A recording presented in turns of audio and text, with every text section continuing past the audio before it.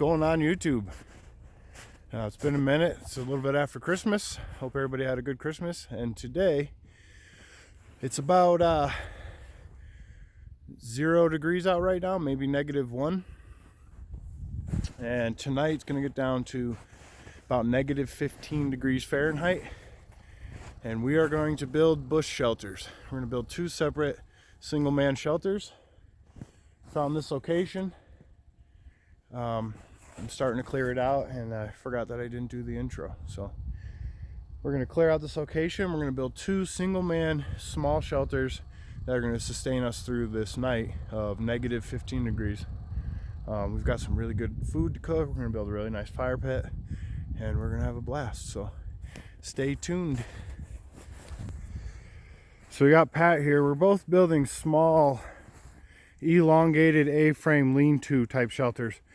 About sitting height, maybe a little shorter at the front, down to a pitch, and that we're going to completely enclose. And I'll show you later, we have a pretty cool little hack, a little bushcraft hack, survival hack for heating the insides that I've been wanting to try out for a while. So he's working on his A-frame, I'll work on mine. We are going to have a nice fire pit here. We do have some brats for lunch and some steaks for dinner. But it is cold. It's borderline where tonight will be about as much as you want to do, -15, to have fun. I mean, you can go colder if it's an emergency, but about -15 is about enough for me in this style of a shelter. We're gonna have a lot of pine insulation underneath us. I'm basically gonna build a pine nest inside of mine.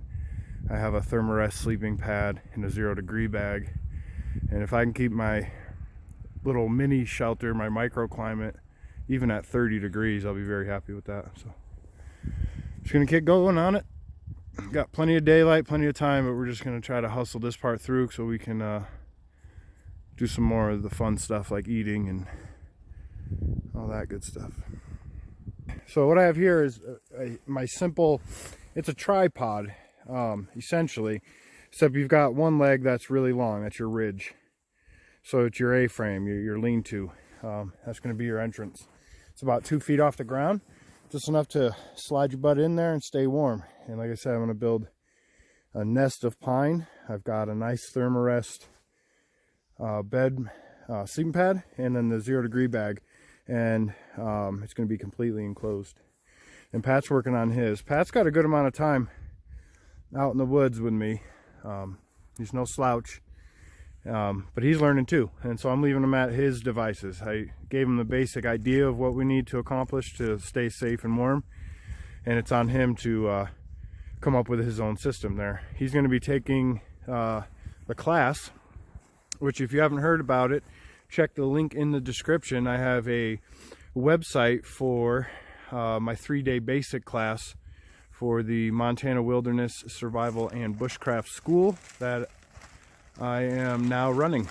It's brand new, just getting it off the ground, but if you want to check that out, there's a link in the description.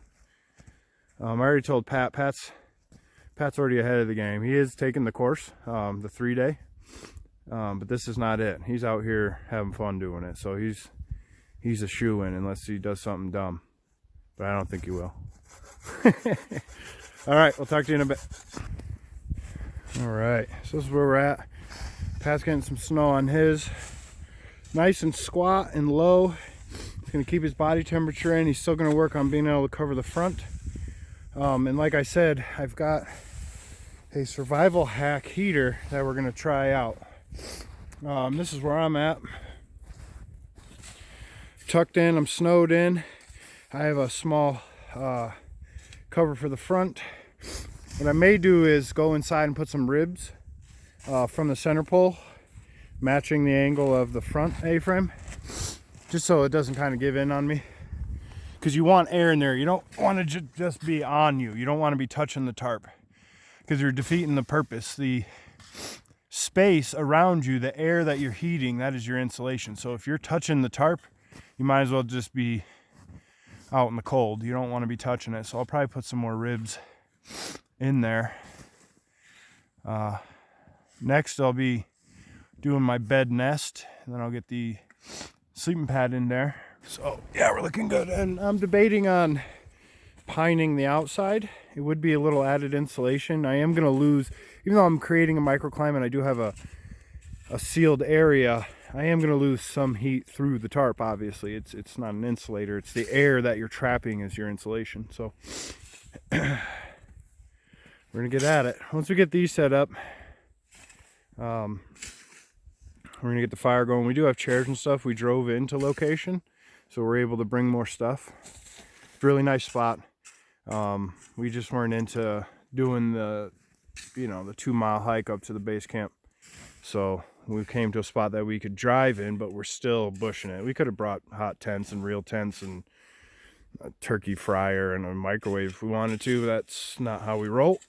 So we're gonna get these tucked in and situated. All right, so I still got to do some insulating, but that's gonna be easy. It's just gonna be a gathering a pine and laying in a nest.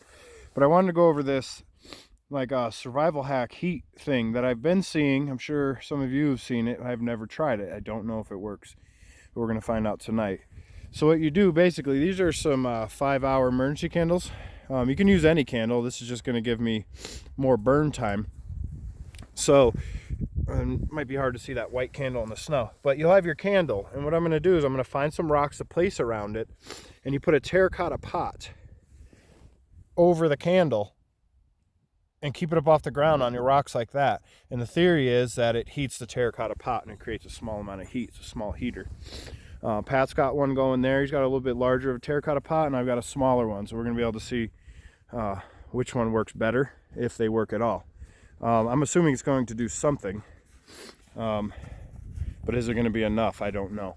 So what we're going to do is, once I get it set up, I'll show it to you. But since Pat was busting his out, I wanted you to know what the terracotta pots were for. And if it works, I'll show you it set up.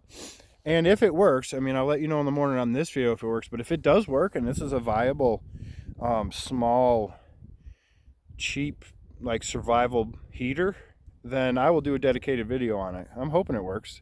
The concept seems like it should work. So we'll get back at it. These are survival style shelters, emergency styled shelters. With that in mind, if you're in a survival situation, use everything at your disposal. And since we did drive into location, I have whatever's in the car. And what I had in the car was some last summer car camping up at the lake, one of those floating noodle like swim things, and I used it as a rib. So it poofed out my the inside of my tent a little bit. I got to shove it back in a little farther, but I just wanted to show you that. Use everything you have at your disposal. I would have never thought of bringing that, but I was in the car getting something else and I saw it. So I'm going to utilize that foam noodle as a rib to bring the sides out a little bit. Again, the air that I'm going to be trapping in here is what's going to keep me warm. I'm insulating, making a microclimate. The front will be completely closed. I'll be inside of it with that small candle heater, if that thing works. My body heat, and that's what's going to keep me through the night. Like I said, it's going to be negative 15 degrees. We are not going to be relying on the fire for heat. We're going to be cocooning ourselves in and make our own microclimates. In a heavy snow situation, we could have done a lot more with the snow. There's only, I don't know, 3 inches of really powdery stuff here. So, there's a lot more options with snow, because snow is a great insulator. But we're going to keep working on these. All right, so like I said, I'm going to try this like survival hack little heater thing that I saw. So the idea is you get yourself a candle. I've got these 5-hour candles. Give me some longevity. We can use any kind of candle. So what I'm going to do is I'm going to have this candle here in this hole. Let me just get some dirt in there. Ground's pretty froze. All right, and then I'm going to have these rocks set up so that the terracotta pot has something to go on. And then you light it, and the idea is that you cap the candle. And the terracotta pot will retain the heat. Now again, like, I don't know if this is going to work or not. This is the test run, but if it does work, I will put a dedicated video up just for this. Because if this works, this is great. It's super cheap. I mean, you can put this anywhere. So that's going to be the idea. The candle's lit in there. It's a 5-hour candle. There's a breathe hole, obviously, in these terracotta pots. And so this thing is going to create, hopefully, some heat. And I'll be able to close my sheltering around it. It is an exposed flame, so if you're going to do this, there is a risk. If I roll over in my sleep and I knock this thing around, there is a chance that I light something on fire, which is a horrible thing. You'll be warm then, though. I'm just kidding. So that's your risk. That's your upside. This is, for what we're doing here, it's kind of a risk. We're aware of it, and we're going to be conscious of it.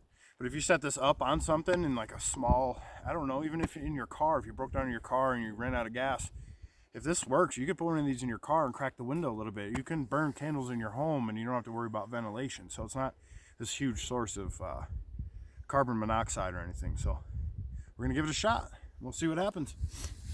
All right, so I got that small little packable sil nylon tarp tucked under because the wind is coming from this way, and staked down on each corner and tied into it there. So when it's time to get in it, you can just get right in it, and it's good to go. So this is kind of my entrance here. And you know, I'll pull it right in on myself, cocoon myself in, get my little heater going. I've got the Thermarest and I've got the 0 degree bag. I think I'm going to be okay. We will find out. We got Pat's over here. Looks like he's scraping some fat wood. Gonna get his ferro rod out and get us a fire going. We've got brats and steak, but at this point I'm thinking it might just be straight to the steaks. And we'll get comfortable, hang out. We've probably got a good solid 3 hours of daylight left. It's beautiful.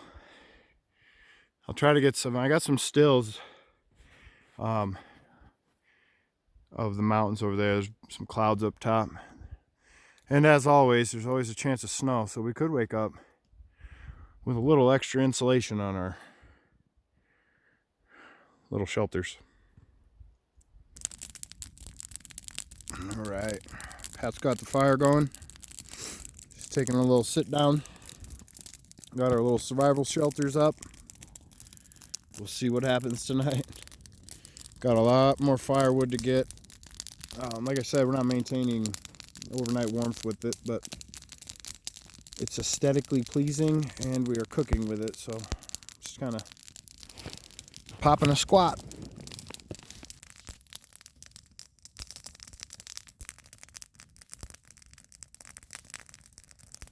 So I'm going to take one of these. This is what we got here.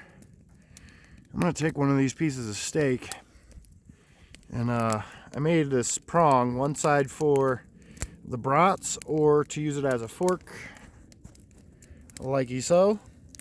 So I'm going to get one of those pieces of steak on and season it up and get it cooking. So that's what's happening.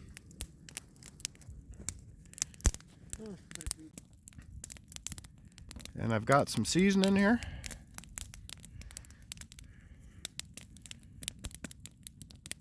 This stuff's pretty good. It's my first time trying it. I tried it last night on some boneless chicken strips, and it's pretty good. I do have my patented Outdoor Life with Nick Law's seasoning with me, but this stuff was really good. I want to give it a shot on the first piece. So we'll go with that. On that. Yeah.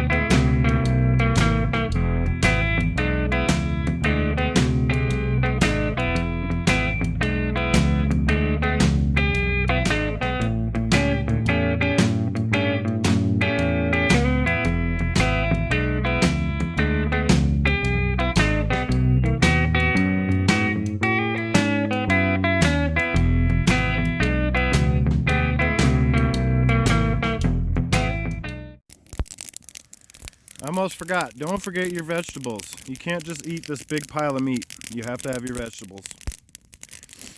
Oh, also, the cold steel knife's still going. Carrying it every day. I said I would do a honest opinion in a month. It's been over a month, but I just haven't been out enough to get enough time on this yet. And I don't want to just tell you what I think, right now. But so far, it's done everything I've asked. Stayed very sharp. I haven't had to sharpen it yet. I ran it across the strop once, but it's doing its thing. I modified the sheath so it's not stuck in there, but yeah. Anyway, eat your veggies, kids. Next to your giant, what is that? 3 pounds of meat. All right. Still kind of eating. Like I said, we're just kind of picking away at it. But we're going to be losing sunlight here soon. And as soon as that sun goes down, the temperature is going to drop drastically. And it's not the greatest to film in. So what I'm going to do is we're going to maybe grab a little bit more firewood just to kind of hang out around the fire. And when it gets dark, we're going to be in our shelters. So we do have a contingency plan. If either one of us wakes up and we know we're cold to the point where something's got to be done, then we're going to wake the other one up, and we're not going to put ourselves in imminent danger. This isn't an actual survival situation, but could I survive in that tent in that makeshift survival shelter in negative 15 degrees? And I want to know. So that's mainly what I'm doing. The more I go out, the more I do the trial, the error, the trial, the error, the trial and error. I can actually fine tune my kit. I can fine tune my skills. And that's what it's all about for me, is just to get out here and do it over and over and over again. My kit continually gets smaller as I get better with using the tools that I have. So that's the whole point. I want to be able to sleep in that thing in negative 15 degrees. But like I said, we're going to lose the sun here soon. And once we do, temperatures are going to drop dramatically. If we want to sit out in front of this fire, we're going to have to maintain that fire constantly. And that means constant gathering of firewood. So we'll see how long we want to upkeep that, or if we want to tuck into our shelters, and we'll go from there. So it won't be my last check-in with you guys before tomorrow morning, but before the sunlight dies out on us, I just wanted to check in on that. And also, I had mentioned the website before. Also, if you want to check in the link in the description, there's a link for my Patreon account. Really take a look at that. If that's something you can do, I'd appreciate it. What it does is it allows me to do more for you. And if you're a member on the Patreon, if you're a patron on my Patreon, we're going to start monthly giveaways. I already purchased some of the items that I'm going to be doing for the giveaways. Pretty excited about them. You guys will like them too. So check the link in the description for the Patreon. Check the link in the description for the website for Montana Wilderness Survival and Bushcraft. And we'll check back in with you before we hit the hay. Thanks. So as of now, if it stays like this in here, I'm completely comfortable with this terracotta pot. It is kicking off some heat. I don't know if it's gonna. Basically, I just need that to fight off the temperature drop for the rest of the night. That basically just has to fight off and not light me on fire. I already had to. There was a little part of the blue tarp that was in front of this stick here, and it was starting to melt. So there is heat kicking from it. It's just, am I keeping it, is the deal. So that's what's going on in here. Like I said, if it maintains this temperature, I'm 100% okay with it. It's well above zero, and I'm in a 0 degree bag. That doesn't bother me at all. So we're just going to go with it. It's a little early to be in, but it's getting pretty chilly out, and there's not much else to do but either continually sit there and maintain the fire just to stay warm enough to sit in a chair, or do this. So kind of wish I brought a book, but just going to chill, and we'll see what happens. There is one more thing I forgot to mention that could change my ability to stay in this shelter. If it does stay warm in here, and I'm breathing in here, if it stays warm enough, then I'm going to create condensation on the inside. And if that begins to get any of my equipment, gear, clothing, sleeping bag wet, then I have a problem. Then I have to call it. I'm hoping that, because there is going to be condensation that collects on the inside of this no matter what, but I'm hoping it's cold enough outside that it actually collects on here and becomes frost. I can deal with that. If it gets frosty on the inside of here, I got no problem with that. But if stuff starts to get wet, then we got a little bit of a problem. So that's cool with me. All right, I just thought of that. Thought I should mention it.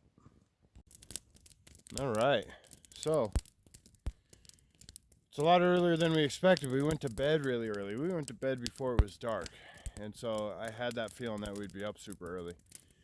So we do have a fire going, but instead of making a big morning out of it, it's actually just really early morning. We're just gonna call it a success. So the little shelters were absolutely fantastic. I was fine. I was warm. Patrick was warm. Could have stayed in there.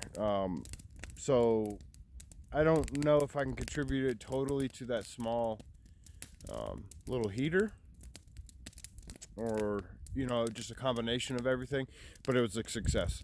The little heater does put off heat, but it's not going to heat a very large area at all. That's about max for you to even know that it's doing anything.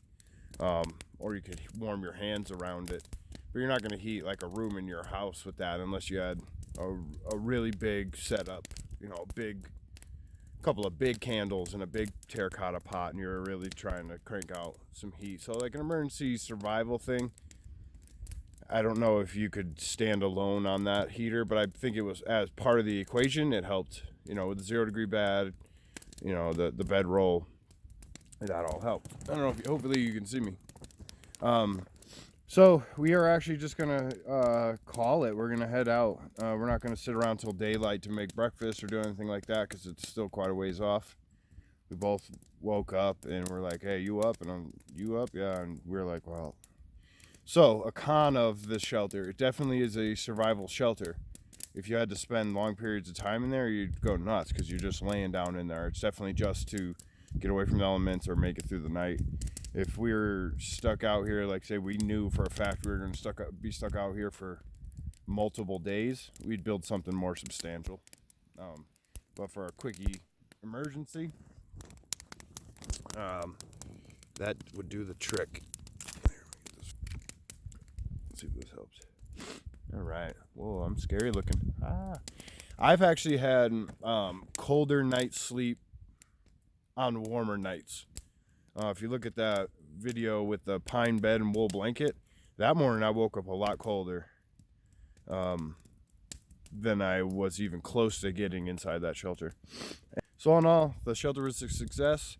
We're cutting this trip short, like I said, because we just woke up super early, and really we're just going to be sitting here till daybreak. And instead of doing that, we're just going to kind of roll it up. So thanks for watching. God bless. If you get a chance, check the links in the description. There's a link for the website for the Montana Wilderness Survival and Bushcraft, and there's also a link to the Patreon account.